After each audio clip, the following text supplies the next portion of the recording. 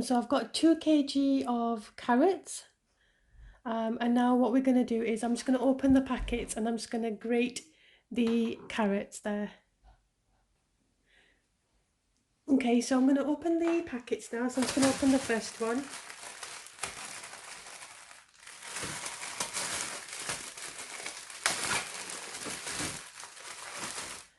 And all I'm going to do is I'm just going to grate. Just like that, just with a potato peeler. That's all you need. So the first step is to grate the carrots. And you're going to do that with all of the carrots there. So just carry on grating them. Just like that.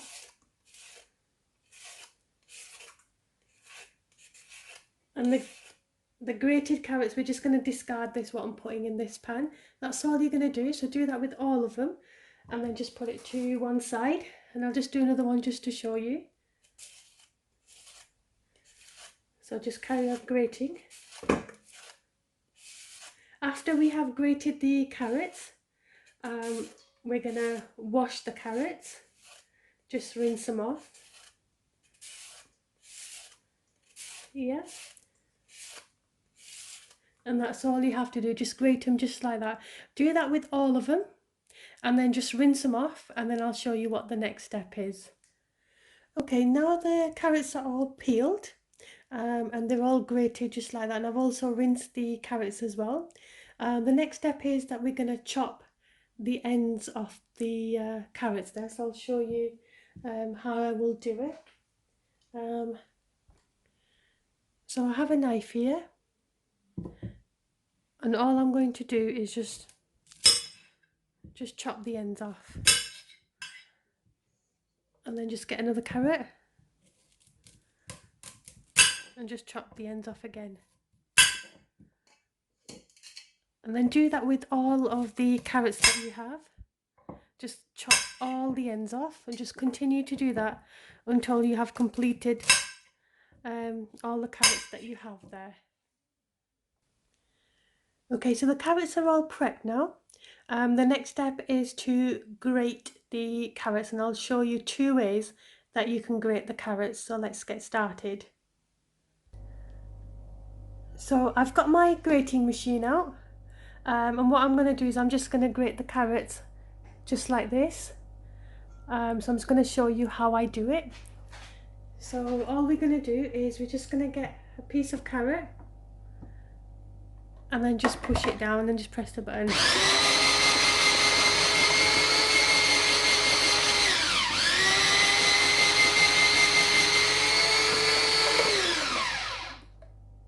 And then we're just going to get another one.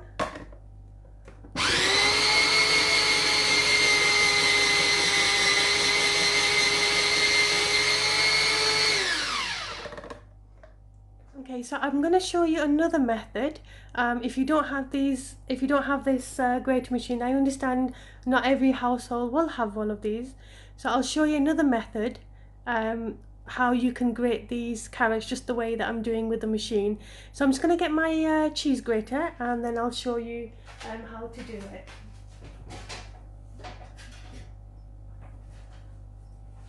So I've just got my cheese grater just like this. And I'll show you how to do it. So all you're going to do is you're just going to, on the cheese side, so you have all these little sides, but you're going to do it with the big holes. And all you're going to do is just grate it like this. Just like this. And then just continue to do that.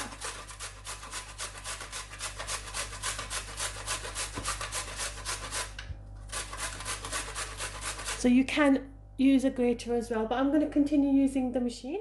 Okay, so now what we're going to do, I've got some butter and I'm just going to show you what we're going to do. Okay, so what I've done is I put 200 grams of butter, make sure it's unsalted, and we're just going to gently melt this. So I'm just going to put the gas on and we're just going to gently melt it.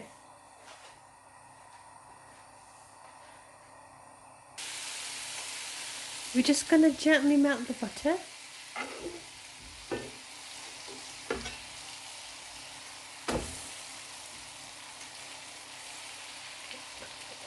Just make sure it's on low heat because we don't want to burn this. So just continue to melt. And then what we're going to do, I've got the grated carrots that we grated before. I'm just going to put them in very gently. Just make sure that you get it all in.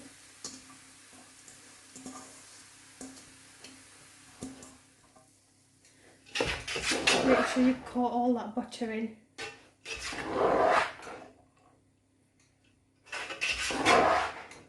Low heat. And what you're going to do is you're going to cook this until the carrots become translucent. So once it's all translucent, I'll come back and show you what it looks like.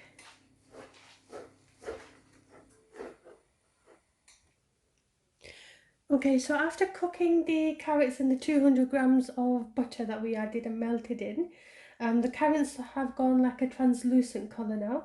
So I've cooked this for like about 10 to 15 minutes. So after 10 to 15 minutes, once the carrots go like a see-through colour, like a translucent, what you're going to do is I've got a gallon, 1 litre of milk. Sorry, 2 litres of milk, I do apologise. And we're just going to put the whole gallon of milk in. So just very gently, just pour the whole milk in. We'll need all of it. And then we're just going to put this on high heat. And then we're just going to let it melt. So I'm just going to put the gas on. And then just slightly stir that in. And you're just going to continue to cook this until the milk has completely evaporated. So once you've added the milk in, I'm also going to add 400 grams of sugar. So also put that in as well. And then just stir this. And just allow this to boil. Once it starts boiling, you do need to watch over it because it does bubble over the pan there. So just make sure that you are next to it. So just continue to stir this and boil this on high heat. And once it all evaporates, I'll come back and show you. Okay, so the milk has now evaporated, but obviously we still need to dry this out even further. So it's been about an hour and a half since the milk was boiling. As you can see, it has now evaporated. Just please make sure as you go along that you also clean the sides as well. So that it doesn't burn, but we're still going to carry on cooking this, and then I'll tell you what it looks like in about 10-15 minutes. Okay, so it's been about 10-15 minutes since the milk has all evaporated, and we're just going to continue to stir this and cook this even further because we want it to go a slightly like one shade darker. So at the moment it's a very light orange. We just need to cook this just until it goes slightly darker in shade. We don't want to darken it too much because it can actually turn into toffee. So we're just going to go one shade darker and we're just going to continue to cook this, but make sure that you continue to stir continuously at this point because it can stick to the bottom of your pan. So continuously stir it just like this. And then we're just going to keep going until it goes slightly darker in shade, and once it has gone darker in shade, I'll come back to show you. You can add raisins at this point, you can add nuts of your own choice, but I'm just going to keep it plain and simple. I just don't, if I'm not going to eat it, I just don't see the point of adding it in. So, but you certainly can add it in, definitely. Once it's gone slightly darker in shade, I will come back and show you what the actual halva looks like.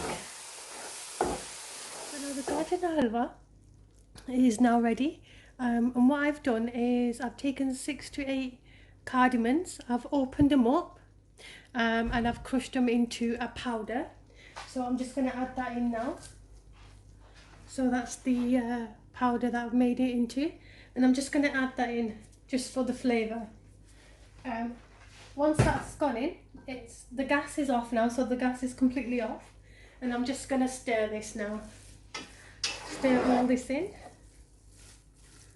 and get all that cardamom flavour in the whole of the Gajar halva. I'm just going to continue to stir this. Now this is completely ready and it's ready to serve.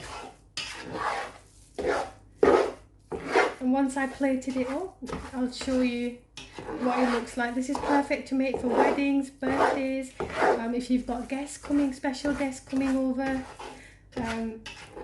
It's a perfect dish. It's very easy to make. It is very time consuming, but it's very, very easy to make. So definitely try making this. It won't disappoint you if you follow the steps that I've given you and how I do it. You definitely will not be disappointed in this.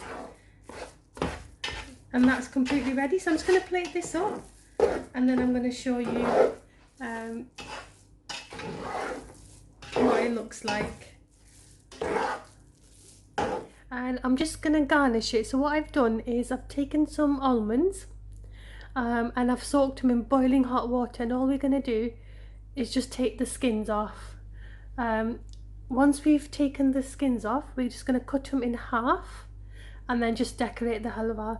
I thought I'll copy the way my mum does it, so I'm just going to decorate it just the way she does it. So I'll show you once it's all done.